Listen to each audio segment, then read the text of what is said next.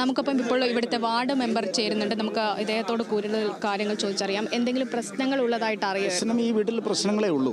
സാമ്പത്തികമായ ബാധ്യതയാണ് വലിയ വിഷയം. ഇവർക്ക് സ്വന്തമായി ഈ താമസിക്കിടത്തുനിന്ന് 500 മീറ്റർ മാറി മിടാനൂർ കുണം കുളവറവള ഭാഗത്ത് ഒരു 10-15 സെൻറ്റോളം വസ്തുവും കുടുംബ വീടും ഉള്ളതാണ്. അവിടെ നിന്ന് ഇവിടെ ഒരു വാടകയ്ക്ക് വന്നിട്ട് 3 വർഷമേ ആയിട്ടുള്ളൂ. അതായത് കുട്ടിയുടെ മുത്തശ്ശി രാഗിണി തൊട്ടടുത്തിരിക്കുന്ന ക്ഷേത്രത്തിൽ കഴകമായ ജോലിക്ക് കയറിയപ്പോൾ വരാനും പോകാനും എളുപ്പത്തിന് വേണ്ടിയാണ് ഇവിടെ കയറിയത്. പക്ഷേ ഇവിടെ ഇപ്പോൾ എന്ന് പറയുമ്പോഴേക്കും ഈ മരണത്തിന് ആളുകൾ വന്നു. ഇന്ന് 16 ഈ ചടങ്ങിലാണ്. ഇന്ന് 16 വേണ്ടിയാണ് കുട്ടിയുടെ അച്ഛൻ വന്നത്. അച്ഛനും അമ്മയും ഒരുമിച്ചല്ല താമസം. അവർ വർഷങ്ങളായി മാറി തന്നെയാണ് കഴിയുന്നത്.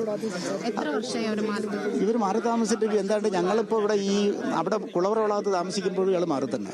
ഈ കുഞ്ഞ് ജനിച്ചതിന് ശേഷം ഇവർ മാറി തന്നെയാണ് താമസിക്കുന്നത്.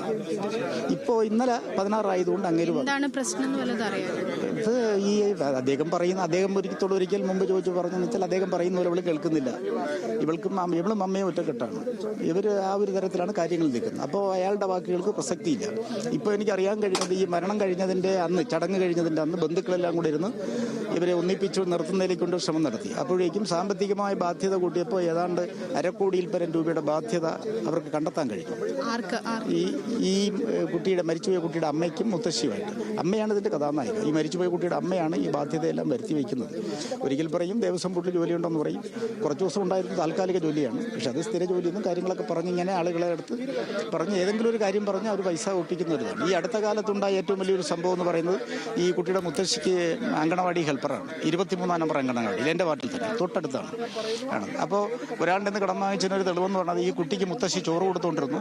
കുട്ടി മുത്തശ്ശിയുടെ കയ്യിൽ നിന്ന് ഇറങ്ങി ഈ ഗേറ്റ് തുറന്നു കിടന്ന് ഓടി റോഡിലേക്ക് കയറി. അപ്പോൾ ഒരു വണ്ടി വന്നു ഇടിച്ചു. കുട്ടി തെറിച്ച് വീണു. മുത്തശ്ശി അത് കണ്ട് കിണറ്റിലേക്ക് ചാടി. അതുകൊണ്ട് മെഡിക്കൽ കോളേജിൽ അത്യാഹിത വിധത്തിലാണ്. ഇത് പറഞ്ഞാണ് കടക്കാരോട് പൈസ ഒരാളോട് വാങ്ങിയിരിക്കുന്നത്. അവർ പൈസയ്ക്ക് വരുമ്പോഴും ഇത് തന്നെയാണ് അവസ്ഥ. അപ്പോൾ ഇതുകൊണ്ട് നാട്ടുകാർക്ക് മൊത്തത്തിൽ ഈ മരണത്തിൽ ദുരൂഹതയുള്ളൂ. ഒരു കാരണവശാലും ഈ കുട്ടിക്ക് ഇത്രയും പടിക്കെട്ട് ഇറങ്ങാൻ പറ്റത്തില്ല. രാവിലെ പോലീസ് വരുന്നതിന് മുമ്പ് ഞാൻ വന്നോട് സംസാരിക്കുമ്പോഴും ഇങ്ങനെ കുട്ടി കിണറ്റിലാണെന്നോ അല്ലെങ്കിൽ കിണറ്റിൽ പോകാൻ സാധ്യത ഒന്നും അവർ സൂചിപ്പിക്കുന്നില്ല. അവർ ആരും എടുത്തുകൊണ്ട് പോയി. എന്നിട്ട് മൂത്ത കുട്ടി ആരോ നിൽക്കുന്ന കണ്ടുവെന്ന് എന്നോട് മുത്തശ്ശി പറഞ്ഞു. അപ്പോൾ ഞാൻ അവരൊക്കെ നിൽക്കുമ്പോൾ തന്നെ മൂത്ത കുട്ടിയോട് ചോദിച്ചു, പൊടിക്കുട്ടിയാണ് ചോദിച്ചിട്ടുണ്ട്. അപ്പോൾ പറഞ്ഞ് അത് നാളിനെ കണ്ടേലും ഈ കുട്ടിക്കൊരു 5 വയസ്സിൻ്റെ അതേ വരും. അപ്പോൾ പറഞ്ഞതെന്ന് വെച്ചാൽ അതൊരു നിഴല് കണ്ടു എന്നാണ് സ്വാഭാവികം. അപ്പോൾ അതിൽ നിന്ന് വളരെ വ്യക്തമെന്ന് പറഞ്ഞാൽ ആ കുട്ടിക്ക് പുറത്തു വന്നിട്ടില്ല. അമ്മ ബാത്റൂമിലേക്ക് പോകുമ്പോൾ അച്ഛൻ്റെ അടുത്ത് കുട്ടിയെ കിടക്കുന്നു. ബാത്റൂമിൽ ഇരിക്കുമ്പോഴേക്ക് കുട്ടി ഈ കരയുന്നു എന്ന് മുത്തശ്ശിയോട് വിളിച്ചു പറയുന്നു. പിന്നെ കുട്ടിയുടെ കരച്ചിലും കേട്ടില്ല എന്നാണ്. കരച്ചിൽ കേട്ടു എന്നാണ് അമ്മ പറഞ്ഞത്. ബാത്റൂമിൽ ഇരിക്കുമ്പോൾ കുട്ടി കരയുന്നത് കേട്ടു. അപ്പോൾ സ്വാഭാവികമായിട്ട് ഞങ്ങൾ അനുമാനിച്ചത് അപ്പോഴേക്കുമായിരിക്കും ഈ തസ്കരൻ കുട്ടിയെ എടുത്തത് എന്ന്. പക്ഷേ ഇപ്പോൾ നമുക്ക് മനസ്സിലാക്കാൻ കഴിയുന്ന അങ്ങനെയല്ല കാര്യങ്ങൾ. ഞാൻ പറഞ്ഞു ഇവർക്ക് സാമ്പത്തികമായി ഇവിടെ ഒരുപാട് ബാധ്യതയുണ്ട്. കാരണം പലരും എന്നോട് സാമ്പത്തികത്തെക്കുറിച്ച് സംസാരിച്ചിട്ടുണ്ട് വാങ്ങിക്കൊടുക്കുന്നുണ്ട്. അപ്പോൾ ഞാൻ പറഞ്ഞു 16 കഴിയട്ടെ, 16 കഴിഞ്ഞതിന് ശേഷം സംസാരിക്കാമെന്നാണ് ഞാനെന്നും.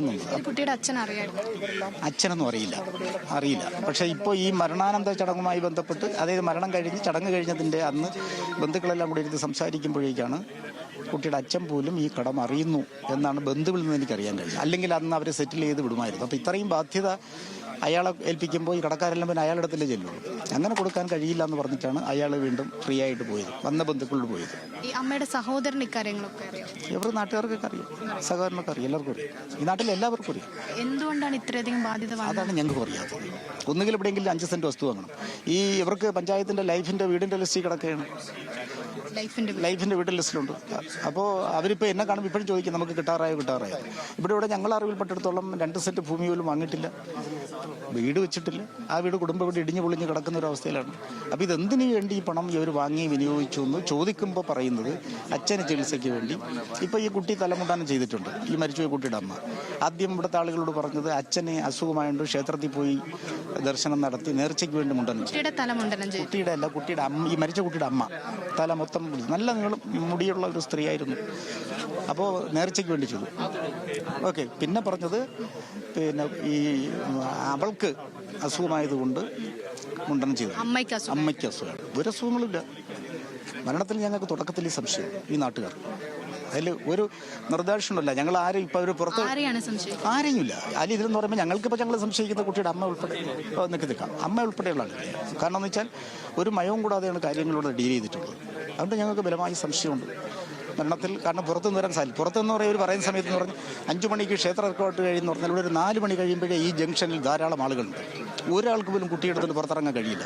അഥവാ ഇറങ്ങിയാൽ തന്നെ ഇതിൻ്റെ ഫ്രണ്ടിൽ ഓക്കെ വായനശാലയിലാണ് ആളുകളിരിക്കുന്നത്. അവർ ചോദിക്കും ഇത് ഇവിടുത്തെ, കാരണം അവർക്കറിയാം ഈ കുട്ടിയെ ഉണ്ട്, അപ്പോൾ അവിടെ എടുത്ത് പോകാൻ പറ്റില്ല. അപ്പോൾ പിന്നെ പുറത്തോട്ട് പോയി എന്നുള്ളതാണ്.